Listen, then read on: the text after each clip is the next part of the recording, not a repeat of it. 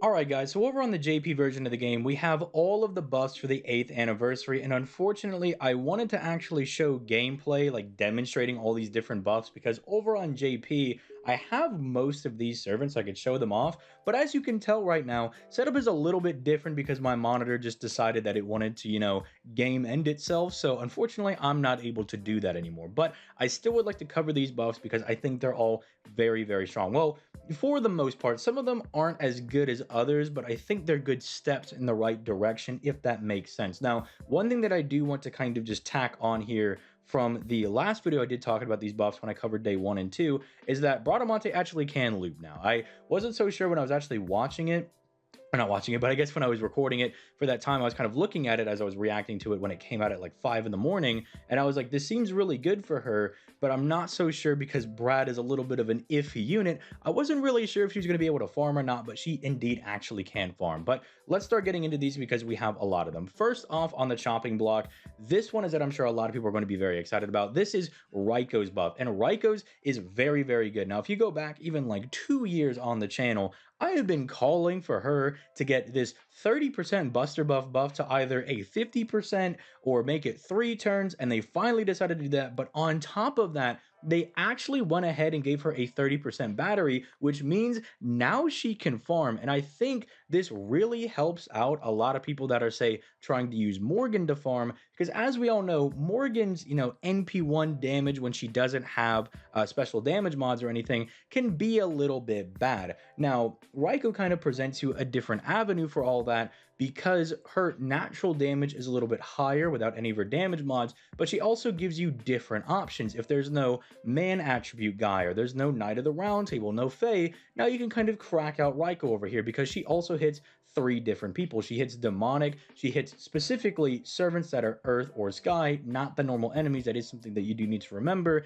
is that she won't hit like, random Roman soldiers. I don't know if Roman soldiers are like Earth, but you get what I'm saying. Like, she can't hit normal mobs. This only applies to servants, but this is very strong. It makes Raiko really good. Like, normally I talk about that, oh, most servants don't get a buff that makes them insanely good overnight. Well, Raiko is one of those servants that became insanely good overnight, so I'm very happy about hers. Hans, on the other hand, I'm not going to say it's bad because it's not bad by any stretch of the imagination, but it's just a smattering of random buffs. I like that they made this 50% for 3 turns because that's kind of the general, norm for crit damage, is that normally you're going to give somebody like a 50% crit damage buff. So I do like that. That makes him pretty good, but you just have a whole bunch of different buffs depending on what your alignment is. You could be getting star gen, you could be getting extra NP damage, you could be getting NP gain, you can be getting bonus crit damage. It is a whole smattering of different things. And I know that it's not going to make anybody use Hans over like the insane meta supports, but I guess if you don't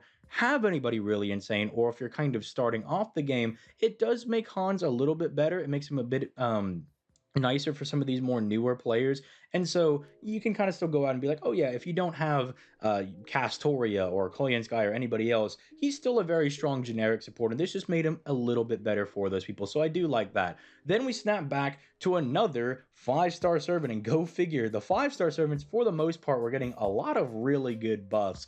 And then there's one that we'll kind of talk about in a little bit that I don't think got that great of a buff, but we'll get there. We'll cross that bridge when we get there. But Karna over here has been a victim of the 25% battery, just so close to being relevant, just needs that extra 5% and he can farm. Well, they heard all of us. Not only did they give him the 30% battery, so Lasengo clearly knows what the issue was for the servant, but they buffed his crit star gen to 100%, gave him a 50% crit damage buff, and let him bomb 40 stars as well.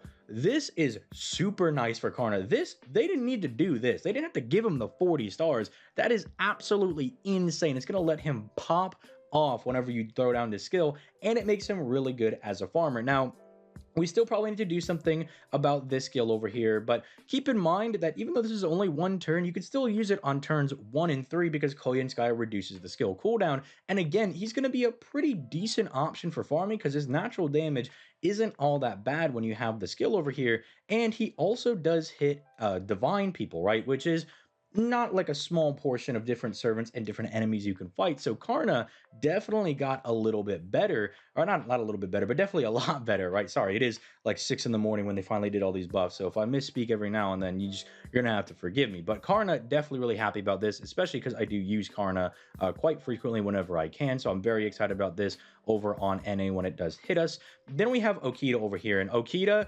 I'm super excited about this one. They were like, what if we just make Okita absolutely dummy nutty insane? We didn't have to give her both of these things, but we gave her insane NP gain and we gave her a nice battery. Well, not insane NP gain, it's 30%. Well, it's insane when you look at her natural NP gain over here. It's a 92%, right? That is ridiculously high. So that's why I say this is insane, because realistically, she already had really good natural NP gain. So now she's got a really strong quick buff, which you need to have your quick servers have really high quick buffs because they struggle with looping a bit more than, say, art servants, right? But then she also has this battery to just give her a little bit of leeway whenever she is farming, and I think that makes it really nice. Also, you could Black Grail farm with Summer Okita apparently, so I am very excited to take that out for a test run over on JP, because not only do I have Scotty, but I also have Okita over here. I'm already leveling up her skills, so I'm really excited about this. Before anybody asks about the whole like stun thing, she is able to like farm and everything. The only point that this actually comes up, like when the stun demerit over here, is if you need to use face cards. If you get stunned and then you need to do face cards, it can kind of screw you over there. But even if you do need to use face cards, you can, I don't know, try to use some different command codes that give you debuff resistance and stuff, like the Tamamo Cat one. You can try to do stuff like that to kind of maybe minimize some stuff like that. But realistically, you should be fine. Her damage is pretty decent, right, with the big quick buff, and then also the NP damage that she also gives herself over here, plus all the different buffs that, say, Ruler Scotty will be giving her. She'll be very, very strong. Now I'm very excited about that. Then we have not, almost said Summer Anastasia, but we just have normal Anastasia. This is one that people were a little bit disappointed in, because they gave her a chance to stun everybody, not even a guaranteed one, 60%, still a decent chance, but then they also gave her the ability to reduce all enemies' arts resistance by 30% for 3 turns. This, to me, is not bad, right? I know people are disappointed because they want to be able to use her as a looper, but understand, not every servant has to be a looper. You can have some boss killing servants, and I think this is fine if you want to bring her into more difficult content. In fact, that's kind of what her kit is built around anyway. The fact that she can also reduce enemies' attack to take less damage while still buffing her own attack, and then also getting stuff like Pierce Invul and trying to guarantee stuff like the stun, which is why I don't think this is as bad, even if it is 60%. Remember, she does have this right here. I think people were also wanting stuff like this to be extended to maybe like 3 times for 3 turns or something along those lines. But I think if you're going to use her, for like MLG challenge quest stuff like that, she can be kind of good for all that. But for the average person that just wants a looper, this might seem a little bit disappointing. Same thing for Keo Lancer. This is one of the ones that I mean that it's a step in the right direction, because this skill did a net nothing, right? This is like kind of been a meme in the community for the longest time. And they did definitely kind of soup it up over here. They gave her a lot of burn over here. Like, they gave her the ability to just throw burn all over the place, as well as giving her a 20% battery. Why I mean this is a good step in the right direction is that if they want to buff her NP and maybe give her even a 50% special damage mod against burned people, I think that would make her really nice and make her a very solid option. Or if they want to get real cheeky, buff one of these other skills over here and then give like the entire party like a 30 to 50% damage mod against burned enemies. You could do a lot of fun stuff with that, with Summer Jalter, because they both basically have a very similar skill like this, where they both just spread burn all over the place. But nice step in the right direction, but it's not going to make anybody use Kiyohime any more than they're already going to be using her, which is 0% of the time. Then we have Abigail Summer over here. It's just nice. It's solid. It gives her a nice 30% buster buff. It's cool, I guess. It's nice. All of her things are kind of revolved around debuffs and stuff over here, as you can see. So if you want to use her as a farmer, her damage got a bit better because now she actually has a buff she can carry through all the nodes.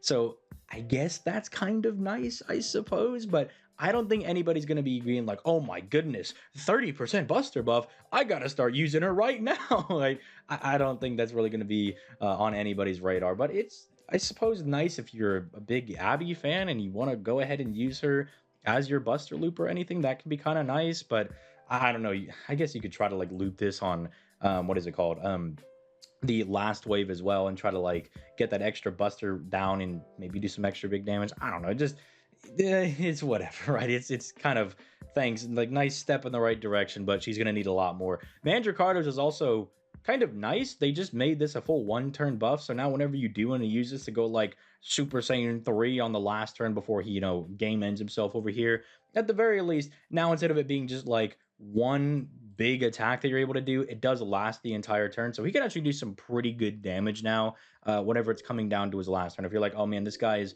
about to, be game ended over here, he's about to get removed from the fight, I can go ahead and do some nice big Merlin crits because that is the 100% crit damage buff, and I get a nice solid chunky attack buff that is going to multiply into his other skill. No, there he is. Oh, sorry, wrong skill. Into his other skill over here, but it just makes him a little bit nicer to use. It's more convenient, less annoying to use him, but not the most insane thing.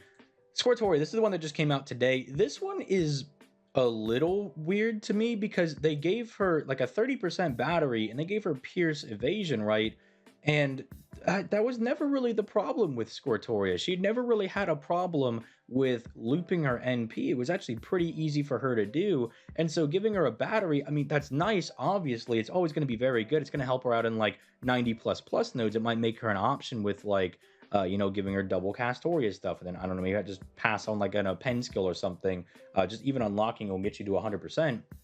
But it was never really an issue for her. Like I always kind of found one of the things that I had against Archer Artoria, as much as I still want to get her because it's Artoria, she's adorable. But the only issue that I really had with her is that she didn't really do a lot of damage as a single target. But I understood that the balancing was that she would had a very spammable NP, and so that's why they didn't give her a whole lot of damage. But I don't know. It is very nice. It is good, and this is very convenient for her to have built into her kit. But I think I was expecting something more, especially because on stream we talked about it, and I was like, I would love to see Squirtoria get a buff, but they didn't really give it to her. So this is nice. It's not bad, but just don't flame me in the comments because it's not bad. I definitely like the buff, but it definitely could have maybe been something a little bit more. Maybe like a small NP damage buff or something could have also been chalked on here. But I don't know. Maybe they did some like internal testing and that was way too good or something.